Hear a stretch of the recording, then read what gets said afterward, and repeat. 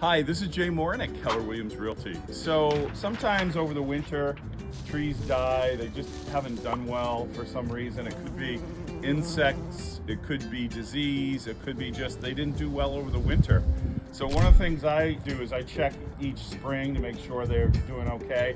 We know this one is pretty much toast because we have the exact same tree in a couple places in the yard, and the leaves are already coming out on those. This is no leaves, dead leaves from last fall.